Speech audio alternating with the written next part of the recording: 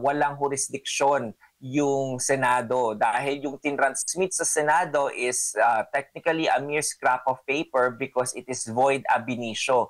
So yung articles of impeachment na yon, it doesn't give any legal effect at all.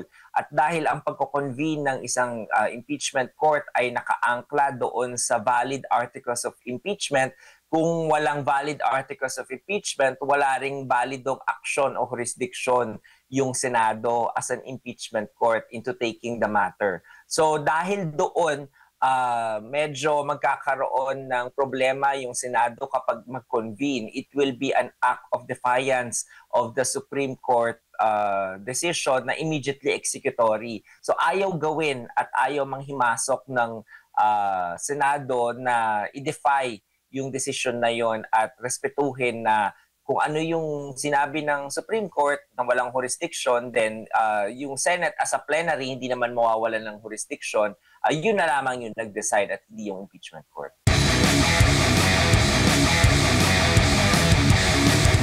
Ano po yung paliwanag, attorney, doon po sa concern po ni Senadora Hontiveros na sinasabi niyang dapat mag-convene, manumpayata ang bagong set ng impeachment court. Bakit po hindi nag-convene ang Senate Impeachment Court sa pag-decide po dito sa usaping ito, no? Related po sa impeachment versus VP Sara Duterte, in line na rin sa naging desisyon po ng Korte Suprema?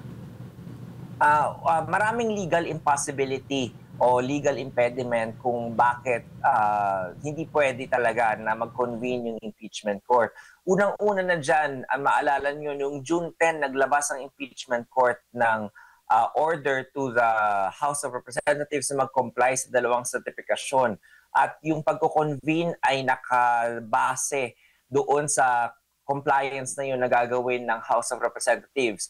Doon sa dalawa na yon, isa lamang po yung na-i-comply ng House of Representatives at kahit na matapos na ang isang linggo mula nung nag-convene ang 20th Congress, hindi pa rin po sumusunod at hindi nagbigay ng second compliance yung House of Representatives. If they thought that the actions and jurisdiction of the impeachment court is valid, then they should have acted as if there is no Supreme Court decision yet and have just complied with the second certification. So una po yun.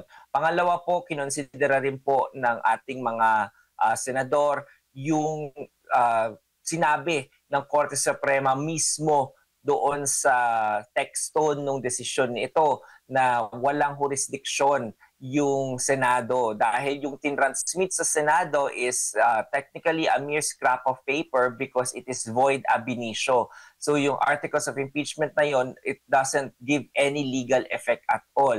At dahil ang pagko-convene ng isang impeachment court ay nakaangkla doon sa valid articles of impeachment, kung walang valid articles of impeachment, wala ring validong aksyon o jurisdiction yung Senado as an impeachment court into taking the matter. So dahil doon, medyo magkakaroon ng problema yung Senado kapag mag-convene. It will be an act of defiance of the Supreme Court decision na immediately executory. So ayaw gawin at ayaw manghimasok ng Senado na i-defy yung decision na yon at respetuhin na kung ano yung sinabi ng Supreme Court na walang jurisdiction, then yung Senate as a plenary hindi naman mawawalan ng jurisdiction, yun na lamang yung nag-decide at hindi yung impeachment court.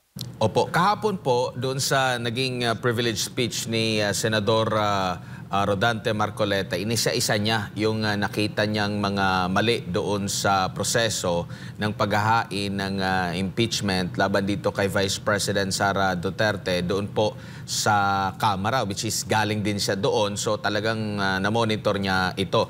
Pagpalagay natin, sir, kung hindi po tinanong, kinwestiyon ito pong naging hakbang ng Kamara and yet ito na nailahad na maraming mga mali, no? Pero hindi tinanong doon sa Supreme Court.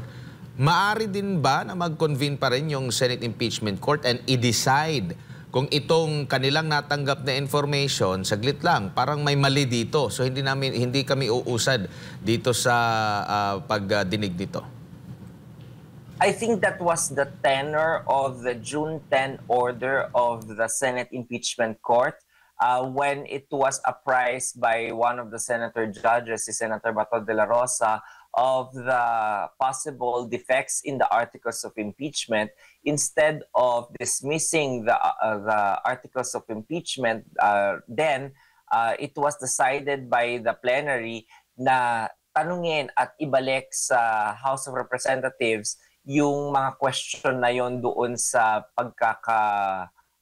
initiate nila ng articles of impeachment. So yun na yung direction na pinapatunguhan ng Senate Impeachment Court in asserting its right na to determine kung yung articles of impeachment na yon na before it ay balido o hindi bago ito magpatuloy. Kaya nga humingi siya ng 2 sertifikasyon at hindi magpapatuloy yung proseso kung hindi mag-comply doon sa 2 sertifikasyon na yon. Opo, alam naman po natin din na budget season ang paparating po, attorney, na mga buwan. Kakayanin pa ba, if ever man, na magkaroon muli ng pagdinig ukol dito sa impeachment, lalo na kung katigan yung kanilang MR? Kakayanin pa ba sa oras ng Senado po ito? I think kung merong pag-reverse ng Supreme Court decision, very capable naman yung ating Senate in tackling the many legislative functions that it has, in fulfilling it, and at the same time yung impeachment kung ito'y i-revive pa dahil dun sa reversal na yun ng Supreme Court. So I think walang question yun dahil as last few months, we have seen the last few months, nagampanan pa rin naman ng Senado yung kanyang mga tungkuling despite na merong pending impeachment proceedings before it.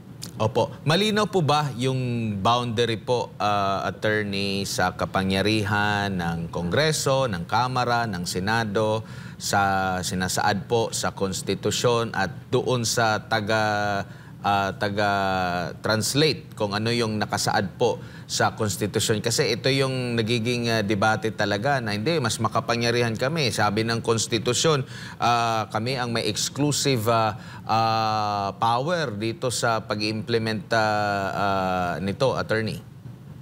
Oo, napakalinaw ng konstitusyon natin kung mababasa ninyo yung kung saan nagsimula at paano na-imbento yung proseso ng pag-i-impeach ng isang opisyales. Ito'y nanggaling sa Britanya na inadapt ng US at nakinopya naman ng ating mga framers ng 1987 Constitution. So doon sa United States at saka sa Britanya, yung kongreso nila o yung parliament ng UK, sila lamang yung pwede mag-try and decide at mag-initiate nung impeachment proceedings na yon. At walang kinalaman yung kanilang judiciary doon sa mga aksyon na gagawin sa impeachment. Ngunit dito sa ating bansa, yung 1987 Constitution na framers natin, dahil na rin doon sa nangyari nung mga panahon ng martial law, naisip nung 1987 framers natin na wag ibabaliwala yung judiciary doon sa proseso ng impeachment. Kaya nilagyan niya ito ng power of judicial review under Section 8,